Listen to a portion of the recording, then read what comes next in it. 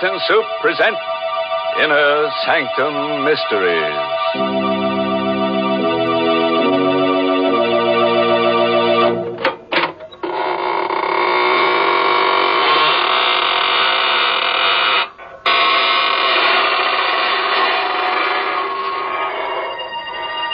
Good evening, friends. This is your host of the Inner Sanctum inviting you in through the creaking door. Come on in and enter into the spirit of things. Don't pay any attention to those gurgling sounds you hear. They're the unfortunate ones. The midnight spirits who were caught haunting before midnight. Poor things. All they can do now is gurgle because they've evaporated into distilled spirits. What a horrifying thought, Mr. Host. Can't we ever talk about the brighter side of life? Well, don't forget, Mary, murder is my business. Well, thank goodness it isn't mine. And right now, I'd much prefer to talk with our Lipton listeners about something more conducive to happy spirits. I mean, a cup of hearty, piping hot Lipton tea. You know, it's really wonderful, the extra delight you get from this superb tea, friends. And the reason is simply this: Lipton's grand brisk flavor. Brisk, you know, is the tea expert's own word for the fresh, full-bodied, lively flavor of Lipton tea. Because unlike ordinary teas, Lipton's is never flat-tasting or lifeless. Lipton tea is always spirited, full-flavored, truly satisfying. Why, I'd even go so far as to say that once you've tried it, I think you'll enjoy Lipton tea more than any other tea you've ever tasted. And I'll go even further, Mary, and introduce our listeners to tonight's story. It's an original radio play written especially for Inner Sanctum by Emil Tepperman, and starring Richard Widmark in the role of Alex Gregory. It's about a man who became master of a secret so fearful that it could never be revealed to any mortal, living or dead. But let him tell you the story himself, how he learned the most terrible secret in all the universe, and what he did with it. It was an evening in September, the 15th to be exact, when I first learned of the existence of elixir number 4. It happened at Professor Jarman's house just off the college campus. You've heard of Jarman, of course. He was to chemistry what Einstein is to physics. But it was his daughter Elaine that I was interested in that evening in September when I rang their bell. Oh, hello, Alex. Oh, gosh, is it that late? I'm not even dressed. Hi, sweet. Snap it up, will you? The last show starts at 8:30. Oh, it won't take me long. Wait for me in the library. I'll be ready in a jiffy. I knew my way around the house. I went into the library, and the first thing I noticed was that the door to Professor Jarman's private study was ajar. It had never happened before. The private study and the laboratory beyond were forbidden territory in the Jarman home. Not even Elaine was allowed in there. And now the door was open. I'd heard stories of Jarman's experiments with new and secret formulae. So here was a chance. A possible chance to find out what the old codger was working on. I couldn't resist. I pushed open the door and I stepped into the private study. I could hear Jarman in the lab talking to himself. Elaine had told me once that he always talked to himself in the lab.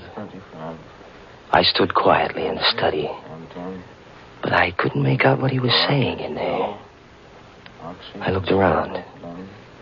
The study was just a small cubbyhole with a chair, a bookcase, and a desk. And on the desk, I saw the open diary. A single sentence was written on the open page. I stepped closer. And then I got the first shock. For that sentence was written in Latin. My Latin was rusty, but I was able to decipher the words, Vitae secretum in elixir quartum perpetus habeo. In elixir number 4, I have the secret of perpetus life. Perpetus. That was the one word I couldn't seem to place. In elixir number 4, I have the secret of something. Life. I was puzzling over that word perpetus when suddenly the laboratory door was flung open.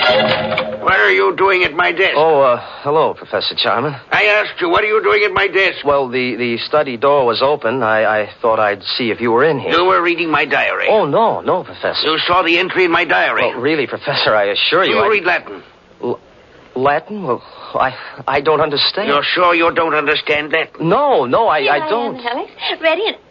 Well, is anything wrong? Elaine, I've told you time and again, no one is to be admitted to my study. Oh, I'm sorry, Dad. You must have left the door open. Oh, Alex, you shouldn't I'm have terribly sorry, Elaine. I found the door open, and I thought Professor Jarman was in here. I just wanted to say hello. All right. No harm done as long as you can't read Latin. Now, get along, you two. I'm busy, but keep out of my study hereafter. I took Elaine to the movies, but I haven't the faintest recollection of what the picture was about. Through my mind kept running that Latin sentence, Vitae secretum in elixir quartum perpetus habeo. When I said goodnight to Elaine at her door after the show, I hurried home to my room and I got out an old Latin dictionary. I looked up the word perpetus. And then I got a strange, cold feeling down my spine. For the word perpetus meant perpetual. The Latin sentence which Jarman had written in his diary meant, in elixir number 4, I have the secret of perpetual life. Professor Jarman had discovered the secret of immortality. All the next day, I conducted my chemistry classes purely by instinct. I couldn't take my thoughts from elixir number 4. Every voice in the classroom seemed to sing the same refrain. Accomplished by adding to a dilute solution of H2SO4 a quantity immortality. Never to know the fear of death. To live on serenely. To watch the world change through the centuries. Never to die. It grew on me like a festering tumor, this terrific dream of immortality, everlasting life. I had to have elixir number 4.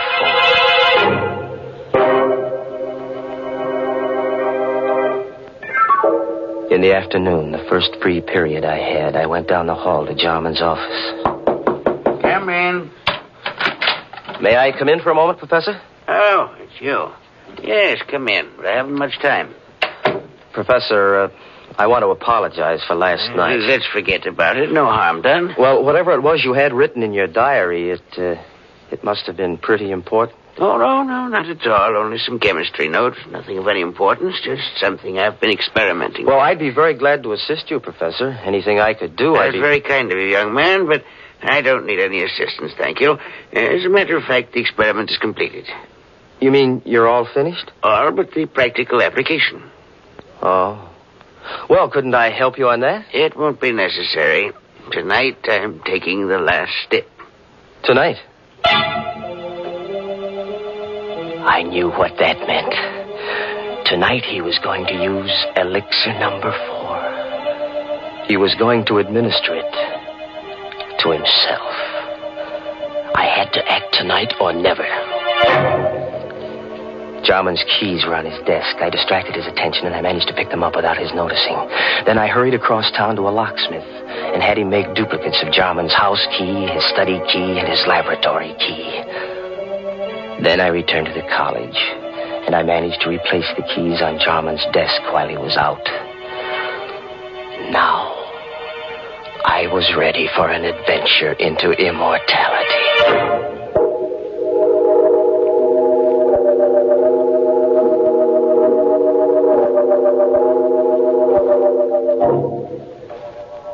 At 8:30 that evening, I let myself into Jarman's house, opened the study door, and stepped quietly over to the laboratory.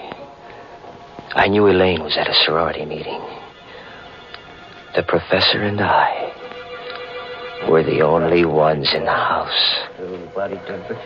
Jarman was standing at the lab table with his back to me, talking away to himself. There was a small vial on the table and a hypodermic syringe alongside it. Equal quantity administered yesterday will be sufficient. At my age, since my blood is too thin, I require the additional dose. But a younger man would need only one injection to cause the necessary type change in his blood. Who's that? Good evening, Professor Jarman. I hope I'm not interrupting. What are you doing here? How did you get in? So elixir number 4 changes the bloodstream, huh? What do you want in here? Quit stalling, Professor. I know what elixir number 4 is. Ah. So this is it. Elixir number 4. Careful. Don't spill it. How much of this stuff have you got? That's all there is. 5 cc's. You mean you haven't got any more? It took me 5 years to distill 10 cc's. Before that, I experimented for 10 years. I failed 3 times. And this is your 4th try, huh? Elixir number 4. And there isn't any more of it? It will take me 5 years more to make up another bat. Please be careful. Don't drop it. Don't worry, I won't. You said this is enough to make the average man immortal. Me, for instance? It's not for you. You hear me? Not for you. Oh, yes, it is, Professor. It's for me. I won't let you... What are you doing with that mallet? What do you think? No. I'm so sorry, Professor. Wait. I'll let you have it. Don't kill me. I've got to kill you. When I take this dose of elixir number 4, I'll be immortal. And I don't want anyone to know it. Away, you fool. You'll never enjoy your immortality. You'll wish you were dead 1,000 times. I'll come back to remind you. Back to remind you.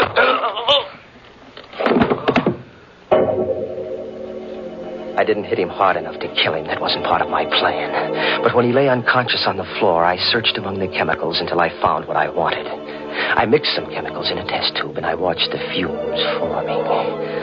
Then I held the test tube against Jarman's mouth, forcing the deadly gas into his lungs. When I was sure he was dead, I wiped the tube clean of my fingerprints and put it back in the rack.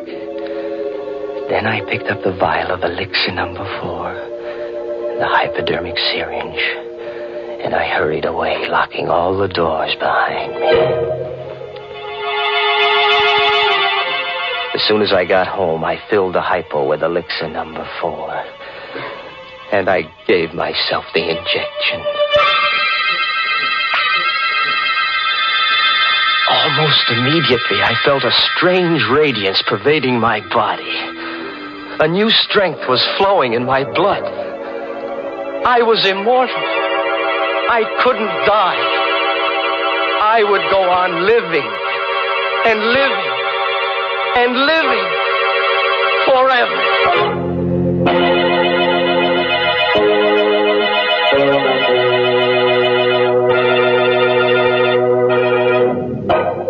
Hey, what's going on here? What's all this about living forever? If you ask me, it would be more of a curse than a blessing. Now, just suppose we all took a shot of this elixir number 4. I think of all the people who'd lose their jobs. Grave diggers and stone cutters and shroud makers and hearse drivers and... Oh, why, go on. You see what I mean. Why, everybody'd be out of a job. We'd all practically starve to death. Well, then, Mr. Host, maybe we can be glad that nobody has ever found the fountain of youth. You know, I think it's not a matter of trying to live forever. The important thing is to get more enjoyment out of every day. Mm-hmm. For instance, Mary. Well, for instance, one splendid way to get more enjoyment out of an otherwise dull day is to invite your friends in for tea. It's a delightful neighborly custom, made even more delightful when the tea you serve is Lipton's, because there's so much extra pleasure in Lipton tea. The party will seem more of a party. The conversation will be more sparkling, and your reputation as a thoughtful hostess will soar to the skies the moment your guests take their first sip of Lipton tea.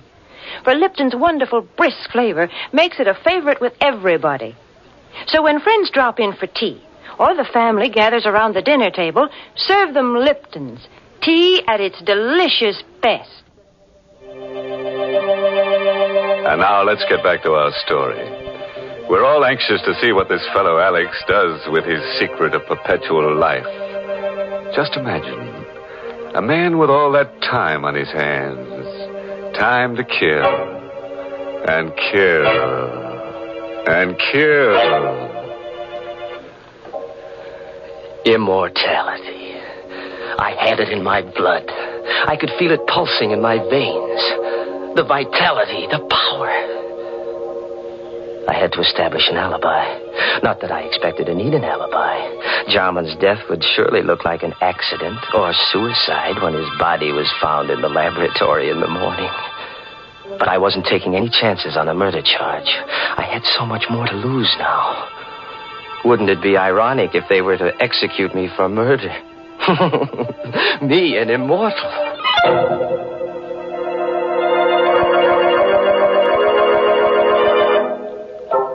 Next morning, I stopped at Jarman's house and rang the bell. I knew Elaine must have gone right to bed when she returned from the sorority meeting last night, because she never disturbed her father when he was in the lab. But now, when she discovered that he hadn't been to bed all night, she'd want to investigate.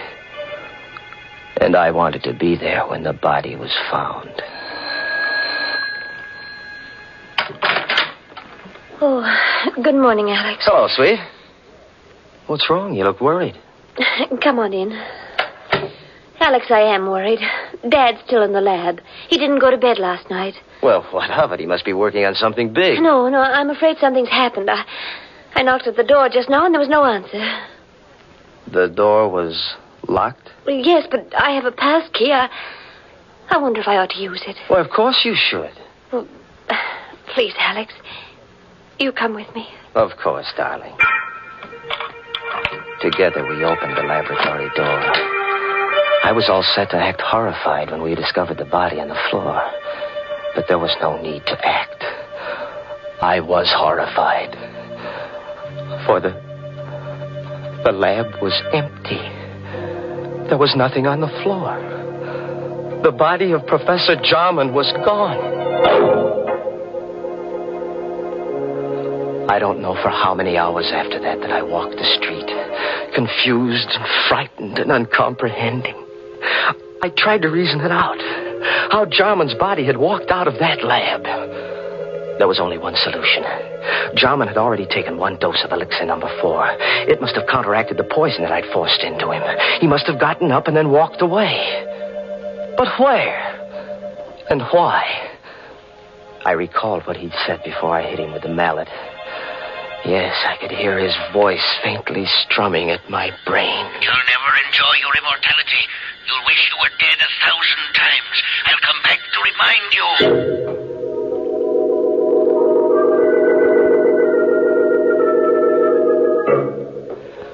The next day, I went to Elaine's house, and I saw that she was taking her father's disappearance pretty hard. Oh, Alex, I don't know what to make of it. Do you think that Dad... that he's... Now, take it easy, baby. Maybe he's just suffering from amnesia. Maybe he just walked out of the house. He might turn up tomorrow. I have a terrible feeling, Alex, that he's dead. What makes you think so? Oh, I don't know. Now, please, Elaine. That won't do you any good. Oh, but it's the uncertainty. If I only knew for sure. Alex. Do you believe in mediums? Communicating with the dead? Do you believe a medium can put you in touch with the dead? Oh, is that what you're thinking of, darling? Going to a medium? But don't you see, Alex, if Dad is dead, maybe... I was worried, too. I had to know if Jarman was dead or alive. I had to know before I could start enjoying life. Yes, that might be a good idea, Elaine. Can't hurt to try. There's a medium in town. Oh, I don't know what I want to do. Let me think about it. Well, sure, darling.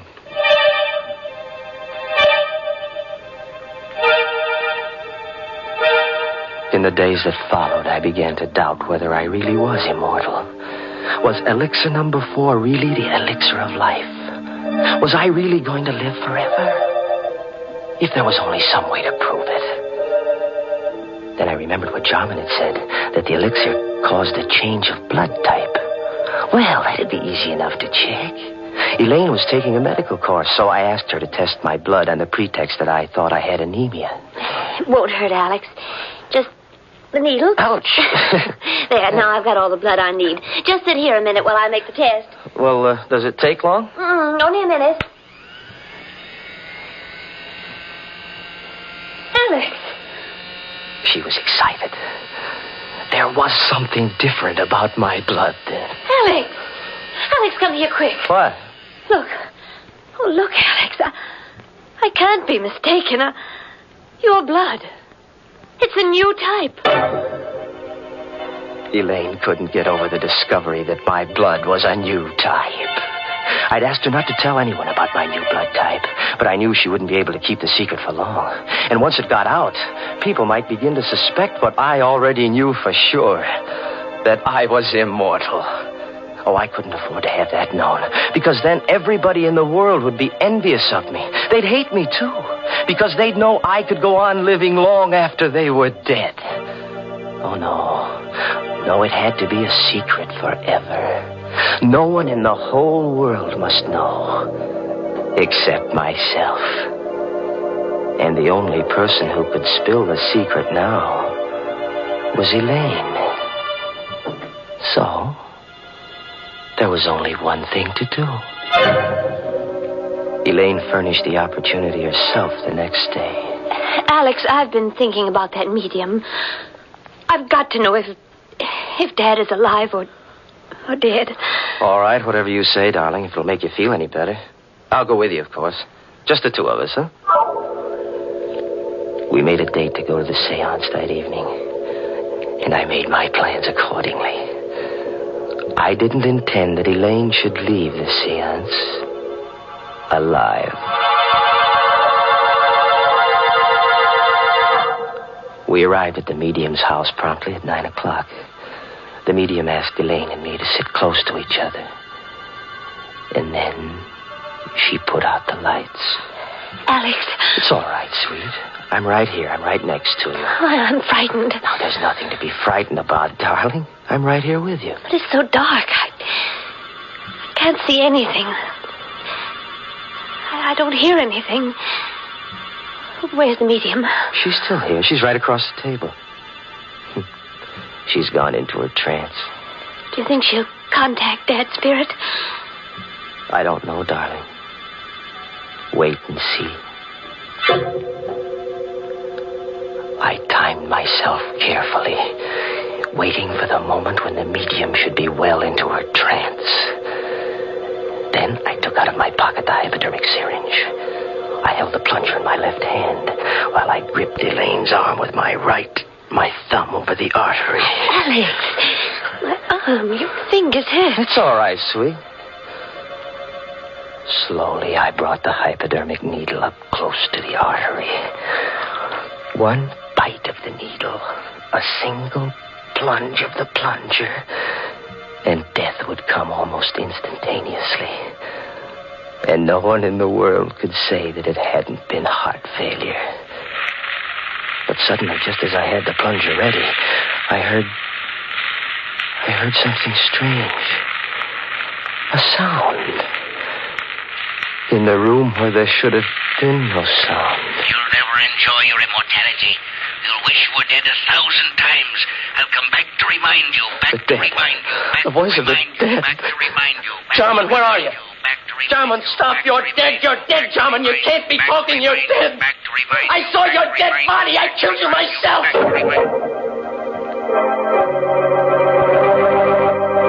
Suddenly, the lights flashed up. The room was full of police. Arrest him, officer. He killed my father. You heard his confession. That voice. That was Dad's voice, Alex. A recording. What? A recording? That's why he always talked to himself in the lab. He had a wire recording machine. He talked while he carried on his experiments so that there'd be a permanent record. The wire recorder picked up everything that was said in the lab the night you killed him. But we could never have proved it was your voice in court if you hadn't confessed just now. Yes, but the body. I found Dad dead that night when I got back from the meeting. And I hid the body until I could find his murderer. And now, Alex, I found him.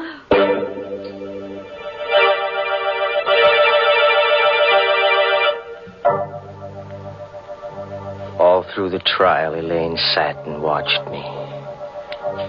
All the time the jury was out, she sat and watched me. And she watched me while they read the verdict of guilty. Her eyes never left me when I stood up to be sentenced and heard the judge say, Alex Gregory, it is the judgment of this court that you be confined to the penitentiary for the rest of your natural life.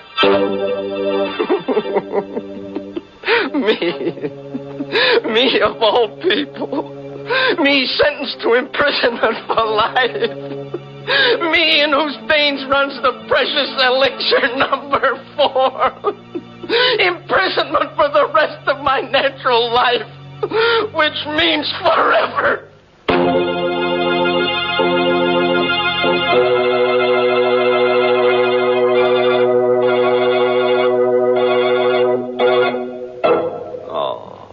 You know, I feel kind of sorry for Alex.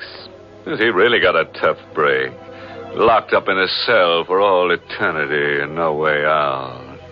Yes, looks like they'll have to build a new jail around him every 1,000 years or so. Of course, there's one way out for him. He could let his beard grow for a couple of centuries, and when it gets long enough, he could hang himself. Oh, imagine such a thing, Mr. Host. Yes, it would be sort of breathtaking, wouldn't it, Mary? Poor Alex. He probably had many good impulses in his lifetime. Yes, the trouble is he didn't follow them. Well, Mr. Host, I'm afraid that's something we all do every now and then. For instance, perhaps some of you Inner Sanctum fans have promised yourselves the pleasure of trying Lipton tea, but somehow just haven't gotten around to it. Or maybe you've just forgotten it when you're writing out your grocery list. Well, this time, make sure. Add Lipton tea to your grocery list right now. For until you do try it, you're missing a real treat. Why not start enjoying lively, full-bodied Lipton tea beginning tomorrow?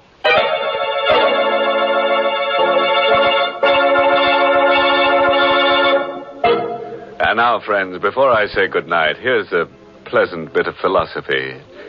Biologists tell us that all life starts in a little cell. And for convicted murderers, it ends there, too. Oh, by the way, this month's Inner Sanctum Mystery novel is Death in the Limelight by A.E. Martin. And next week's Inner Sanctum story, brought to you by the makers of Lipton Tea and Lipton Soup, and directed by Hyman Brown.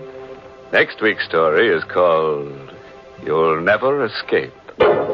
So, if you feel in a capturing mood, join us next Tuesday. Until then, good night. Pleasant dreams.